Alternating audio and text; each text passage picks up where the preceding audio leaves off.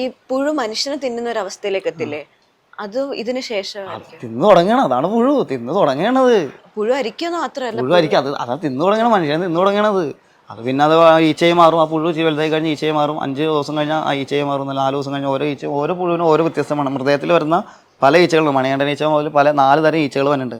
മനുഷ്യൻ കണ്ണിൽ പെടാത്ത പ്രകാശത്തിൽ പുറത്തേക്ക് വരാത്ത തരം 2 തരം ഈച്ചകളുണ്ട്. ഇംഗ്ലീഷ് പേരൊന്നും എനിക്കറിയില്ല, അതുകൊണ്ടാണ് പറയാത്ത ഈച്ചകളുണ്ട്.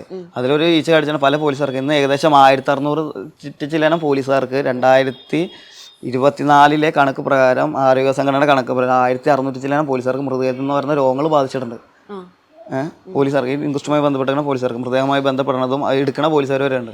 അപ്പോൾ ഇതൊന്നും നമ്മൾ ശ്രദ്ധിക്കില്ല. പല രോഗങ്ങൾക്ക് ഇപ്പോൾ പേര് പറയാൻ പറ്റില്ല. ഇവിടെ ഒരു ആലുവയിൽ ഉണ്ടായിരുന്ന സാറും രോഗം ബാധിച്ചാൽ മരിച്ച, ഇതൊന്നും പിന്നീട് അറിയുള്ളൂ ഇതിൽ നിന്നുണ്ടാവുന്ന രോഗങ്ങളാണെന്ന്. അപ്പം അത് ഏതുതരം അണുക്കളും ആ സമയത്ത് വരാം, ഏതുതരം ഈച്ചകൾ വരാം. അത് നമുക്ക് അതിൻ്റെ എല്ലാ പേരുകളും അറിയണമെങ്കിൽ അതിനെ പിടിച്ചേറി അന്വേഷിക്കേണ്ടി വരും. പക്ഷേ നമുക്ക് കണ്ട ഇതിനൊക്കെ തിരിച്ചറിയാൻ സാധിക്കും. ഇതിൻ്റെ പേരൊന്നും അറിയില്ലെങ്കിലും കണ്ടാൽ തിരിച്ചറിയാൻ സാധിക്കും. അല്ല, ഇങ്ങനെയുള്ള ഈച്ചകൾ ചേട്ടനെ എപ്പോഴെങ്കിലും ആക്രമിച്ചു? എന്നെ അടിച്ചിട്ടുണ്ട്, എൻ്റെ പാട് ഇപ്പോഴും കാലമുണ്ട്. 6 വർഷം മുമ്പ് കടിച്ചത്. അത് എന്ന് പറഞ്ഞാൽ കടിക്കല്ല, നമ്മുടെ ശരീരത്തിൽ സ്കിന്നിൽ മുട്ടയിടും. അത് നമ്മളറിയില്ല. ആ ചൊറിയാൻ തുടങ്ങുമ്പോൾ നമ്മൾ ശ്രദ്ധിക്കുള്ളൂ. അപ്പോഴാണ് വീർത്തുണ്ടാവും. പിന്നെ അതിൽ നിന്ന് മുട്ട വരും, അത് പുഴുവായിട്ട് വരണം.